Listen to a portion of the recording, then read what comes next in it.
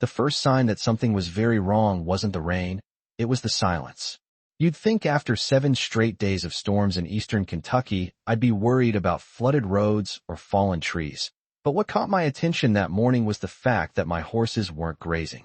They were all standing near the far fence, crowded together, staring across the lower pasture like they were looking at something they didn't trust. When I stepped off my porch with a cup of coffee and looked down the hill, I nearly dropped the mug. My pasture looked like a swamp. Not wet ground, not a few puddles, a swamp. Brown water stretched across nearly half the field, reflecting the gray sky above. Clumps of trash floated near the fence line, plastic bottles, food wrappers, even pieces of lumber. The grass my horses had been eating just a week earlier was buried under ankle-deep water and thick mud.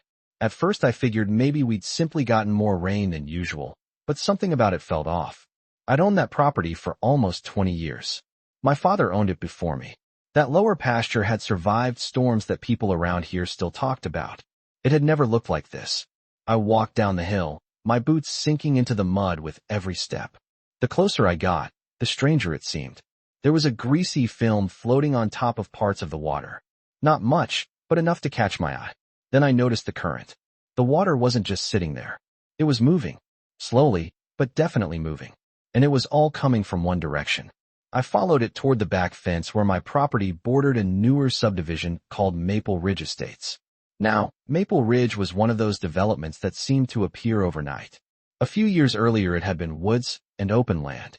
Then the developers arrived, carved everything into neat little lots, built fancy homes with stone mailboxes and decorative streetlights, and eventually handed control over to the homeowners association. Most of the people there were fine. I didn't know many of them, but we waved when we passed each other. The HOA board, though, different story.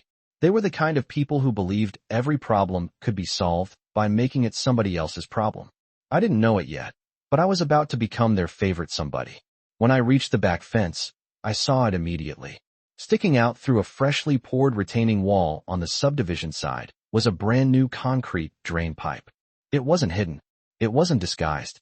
It was sitting there bold as day, about 2 feet wide, dumping a steady stream of muddy stormwater directly onto my property. I just stood there staring at it for a moment. Honestly, I laughed. Not because it was funny, but because it was so unbelievably arrogant. Somebody had actually approved this.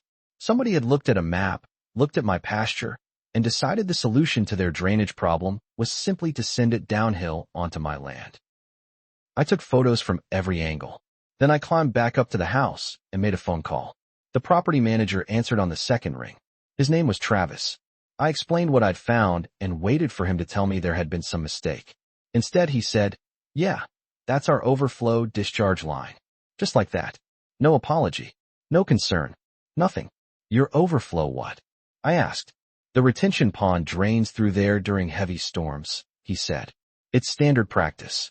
I remember leaning back in my chair and looking out the kitchen window. "Standard practice where?" I asked. "Because last time I checked, my land wasn't part of your subdivision." He chuckled. Actually chuckled. "Mr. Walker, water runs downhill. Your pasture is the lowest point around. That's natural drainage." Natural drainage. I must have replayed those words 100 times afterward. There was nothing natural about a concrete pipe forcing thousands of gallons of water into somebody else's property. But Travis acted like I was being unreasonable for even questioning it. The conversation went nowhere. By the time we hung up, I was angrier than I'd been in years. Still, I tried to do things the right way. I called the county office. They told me to file a complaint. I filed one. They told me an inspector would eventually come out. Eventually turned out to mean several months. Meanwhile, every new storm pushed more water into my pasture. More grass died. More mud collected near the barn. One afternoon, my neighbor Earl drove over on his old tractor and climbed down to look at the damage. Earl had lived next door longer than I had. If anybody knew local land disputes, it was him. He stood there with his hands in his pockets staring at the drain pipe. Finally, he shook his head and said, "You know what they're doing, don't you?" "Saving money?" I said. Earl laughed. "Exactly. Proper drainage costs money. Dumping it on your neighbor is free." We stood there for a while watching muddy water pour through that pipe. Then Earl looked over at me and said something that stayed with me. "Problem is, they think you're going to sit there and take it." I looked back at the subdivision sitting on the hill above my land. The fancy homes, the perfectly landscaped walking trails, the retention pond hidden behind decorative fencing. They'd built an entire community and protected every inch of it by sacrificing mine. That was the moment something shifted inside me. Not anger exactly, clarity. Because I realized nobody was coming to fix this. The HOA didn't care. The county moved at the speed of a glacier. And every day I waited, my pasture paid the price. So that evening, standing beside my flooded field as the sun disappeared behind the ridge, I finally stopped asking myself how to make them listen and started asking a much better question. What would happen if every drop of water they sent downhill suddenly had nowhere to go? That question stayed in my head for 3 days. Not because I was looking for revenge, at least that's what I kept telling myself, but because I was trying to figure out where the line was between protecting my property and fighting back. Every morning, I walked down to that fence line. Every morning, I watched muddy water pour through that pipe like it owned the place. Every morning, I looked at grass that had taken years to grow turning into muck. By the 4th day, I had my answer. If somebody dumps their problem on your land without permission, fixing that problem is not revenge, it's self-defense. So I called Earl. He showed up before sunrise in a faded blue pickup truck that looked older than both of us combined. We spent half the morning walking the property, measuring grades, studying where the water naturally wanted to move. The funny thing was, the land itself wasn't the problem. For decades, rainwater had crossed my pasture slowly and harmlessly. What changed was that somebody had decided to replace nature with engineering, then dumped the consequences on me. Earl eventually stopped near the fence and pointed with his boot. "Build here," he said. "Not on their side. Not touching their pipe. Just protect your land." That distinction mattered. We weren't crossing onto HOA property. We weren't damaging anything. We were simply restoring my side of the boundary. The next week, 4 truckloads of clay, filled dirt arrived. The driver actually asked if I was building a road. Something like that, I told him. Over the next 2 days, Earl and I used his backhoe to build a berm running along the inside of my fence line. It wasn't enormous. About 2 feet high in most places. Just enough to redirect water away from the barn and keep it from spreading across the pasture. Then came the part that made all the difference. Directly in front of the discharge pipe, entirely on my side of the property line, we laid down a heavy waterproof liner. On top of that, we stacked cinder blocks in a tight, curved formation. Nothing touched their pipe. Nothing crossed the fence. But when we finished, the outlet no longer emptied into my field. The water had nowhere to go. Earl stepped back, wiped sweat from his forehead, and grinned. "Well," he said, "guess we're about to find out how natural that drainage really is." Then we waited. Sometimes justice takes years. Sometimes it takes 48 hours. 2 days later, a thunderstorm rolled across the county. Not a record breaker, just a good hard summer storm. I remember sitting on my porch that evening watching dark clouds roll over the ridge. Rain started falling around 6 o'clock. By 7, the gutters were overflowing. By 8, I was holding binoculars. The first thing I noticed was that my pasture wasn't flooding. Water hit the berm and flowed harmlessly around the field exactly as we'd planned. For the first time in weeks, I could actually see grass instead of standing water. Then I looked uphill. The retention pond inside Maple Ridge Estates was filling fast. Very fast. At first, nothing seemed unusual. That's what retention ponds are supposed to do. But by 9 o'clock, the water level was noticeably higher than I'd ever seen before. By 10, it had reached the edge of the walking trail. Around 10:30, my phone rang. It was Earl. The second I answered, he started laughing. Not normal laughter either. The kind of laughter that happens when somebody has just witnessed something they never expected to see. "You watching?" he asked.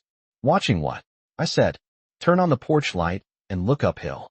I grabbed the binoculars again. The pond was overflowing. Water had spread across the trail and was now moving towards several newly built homes on the lower side of the subdivision. Even from a distance, I could see headlights moving around. People were coming outside. Some were carrying flashlights. Others were dragging hoses or sandbags. The whole neighborhood looked like somebody had kicked an anthill. By midnight, the first basement flooded. The second flooded shortly afterward. By sunrise, 3 houses had standing water inside. My pasture, meanwhile, was dry enough for the horses to walk across. That's when the panic started. Around 8 that morning, 3 SUVs pulled into my driveway. Out stepped Travis, 2 HOA board members, and a man I assumed was their attorney. They didn't bother with introductions. Travis marched across the yard looking like a man who hadn't slept all night. "You need to remove that obstruction immediately," he snapped. I looked past him toward the subdivision. "Morning to you too." He wasn't interested in small talk. "You've created significant property damage." "Have I?" I asked. "Because last time we spoke, you told me water runs downhill naturally." One of the board members, a woman named Linda who always seemed to act like she was running for office, stepped forward. "What you've done is unacceptable." "What's unacceptable?" I replied. "Is installing a drainage system on somebody else's property without asking." Travis pointed toward the fence. "That blockage is causing flooding." "No," I said. "Your pipe is causing flooding. My land just stopped accepting it." That didn't go over well. For the next 20 minutes they threatened lawsuits, injunctions, damages, emergency orders, every legal word they could think of. I listened politely. Then I showed them photographs. Hundreds of photographs. Dates. Videos. Survey markers. Property maps. Pictures documenting exactly when the pipe appeared and where it discharged. Then I showed them something else. My deed. There was no drainage easement. No agreement. No authorization. Nothing. The attorney took one look at the paperwork and became noticeably quieter. That was the first moment I realized the HOA might actually be in trouble. The second moment came a week later when the county inspector finally arrived. His name was Raymond. Older guy. Calm. Professional. The kind of person who'd probably seen every possible version of neighbor stupidity during his career. We walked the property together. He examined the pipe, measured locations, reviewed photos, asked questions. Then he looked over the retaining wall toward the subdivision and frowned. "Who approved this installation?" he asked. I shrugged. "That's what I'd like to know." Raymond spent nearly 3 hours reviewing records. Late that afternoon, he knocked on my front door. The first thing he said was, "Well, this is interesting." Whenever a government inspector says something is interesting, somebody's day is about to get worse. It wasn't mine. The pipe had never received the permits required for stormwater discharge. The HOA's engineering modifications weren't properly documented.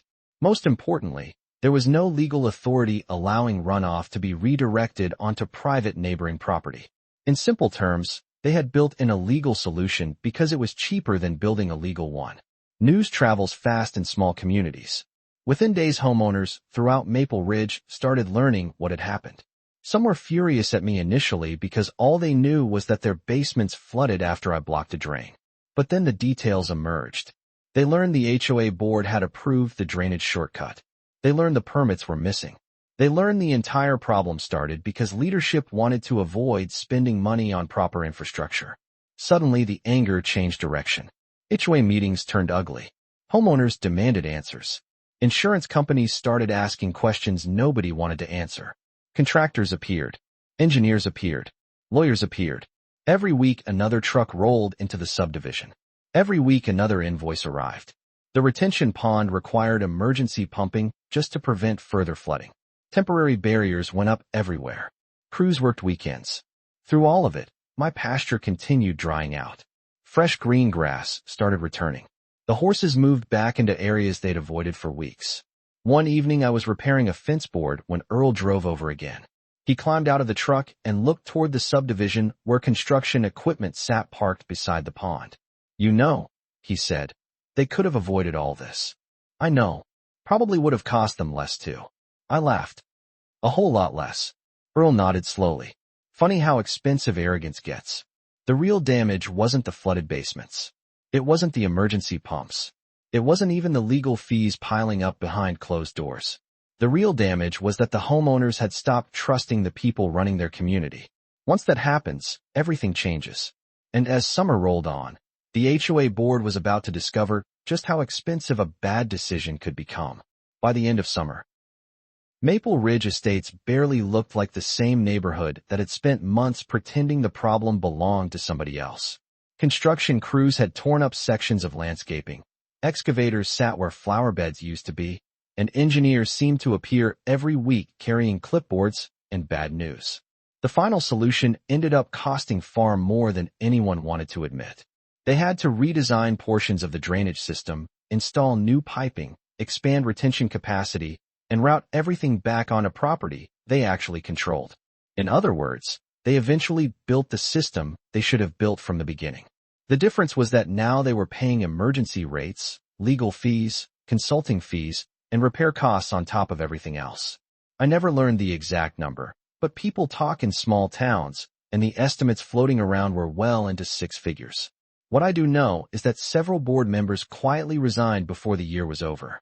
The attorney who had stood in my driveway threatening lawsuits never came back.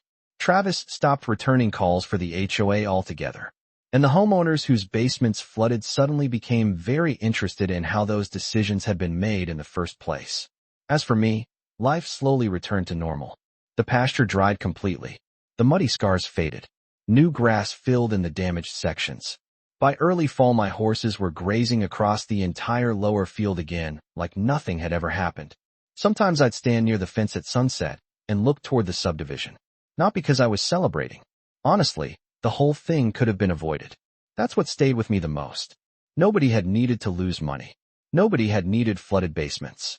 Nobody had needed lawyers, inspectors, contractors, and months of fighting. All they had to do was respect a property line and treat a neighbor like a human being instead of a convenient dumping ground. One evening, I ran into a homeowner from Maple Ridge at a local diner. I'd seen him a few times before, but never really talked to him. He walked over to my table, set down his coffee, and said, "You know, when all this started, I thought you were the bad guy." I laughed. "You're not the first." He nodded. Then I saw the documents. There was a long pause before he added, "If somebody had done that to my property, I'd probably have done the same thing." That conversation stuck with me because it captured what the whole dispute had really been about. It wasn't water. It wasn't drainage. It wasn't even the HOA. It was accountability.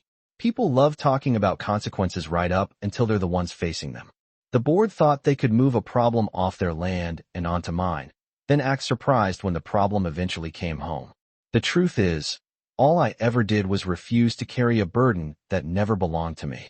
The rest happened because their shortcut finally collided with reality. Today, if you drive past my property, you'd never know any of it happened. The pasture is green. The barn is dry. The horses are healthy. The drain pipe is gone. And whenever a storm rolls through, the water stays exactly where it's supposed to stay. Every once in a while, though, when the rain starts tapping against the roof and dark clouds roll over the hills, I think back to that morning when I first discovered my field underwater. I remember standing there in the mud feeling completely powerless, wondering how one group of people could be so comfortable sacrificing someone else's property for their own convenience. Then I remember what happened after that. And I have to smile a little, not because anyone suffered, but because sometimes the simplest lesson in the world is also the hardest one to learn. If you keep dumping your problems on other people, eventually those problems find their way back. Now I'm curious what you think. If a homeowners association had rerouted thousands of gallons of stormwater onto your land without permission, would you have blocked the outlet like I did? Or would you have waited for the county and hoped the system eventually fixed it? Was what I did protecting my property? Or did I go too far once I knew their neighborhood could flood? Let me know down in the comments because I've heard both sides of that argument, and honestly, it's still one of the most divisive stories I've ever lived through. If you enjoyed the story, don't forget to like, subscribe, and share it with someone who appreciates a good property rights battle, and I'll see you in the next one.